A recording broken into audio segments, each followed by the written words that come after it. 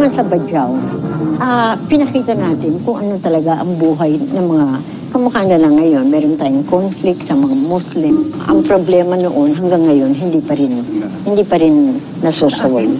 Kaya ako talaga, ako'y tuwan-tuwa na mga nagawa kong pelikula. Yun talagang gusto ko na ipakita ang kung anong Pilipinong-Pilipino. Sabitin ng bagong Badyaw!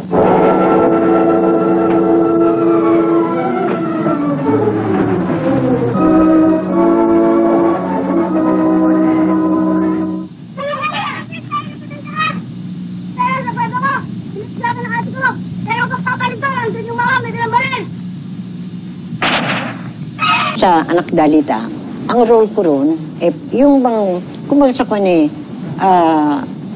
yung nagtatrabaho sa nightclub. Ikaw pala? Yun. Pero pinakita ron, mas nagtatrabaho ka sa nightclub, hindi lahat ng babae masama. Sumalit lang. Ano ulam natin ulam? Hindi ka pa man nag-aalmusal pananghalian na tinatanong mo. Pag-aadobo mo. Biyaya ng lupa, iso Pilipino. Yung bang nandoon talaga ang paghihirap ng isang ina, ang matinoon, meron pa rin yung mga suway na anak. Pero ang maganda, yung ba sa bandang huli, meron repentance. Pero sa nakikita ko ngayon, parang yung mga nagkukontribida, kung ano man yung sama nila, yung bang walang repentance sa bandang huli.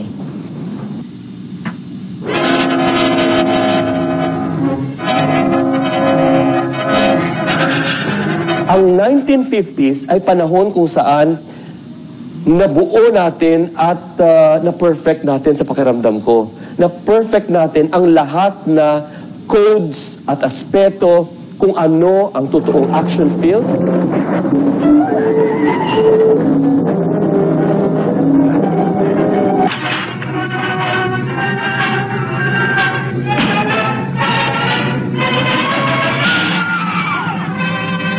Ano ang totoong musical? B-O-Y.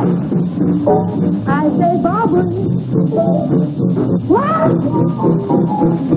B-A-B-O-Y. Bobby. Babari-babaraboy. Babari-babaraboy. Babari-babaraboy.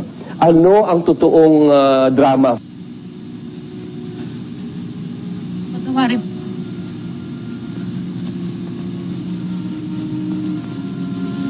Horror. Fantasy film. Lalo na sa Pilipinas.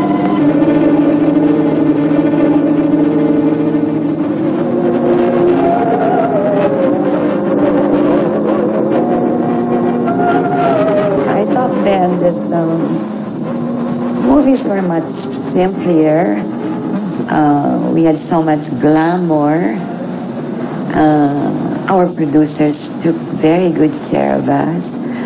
I would say that I was very lucky to go to the right studio, somebody the pictures.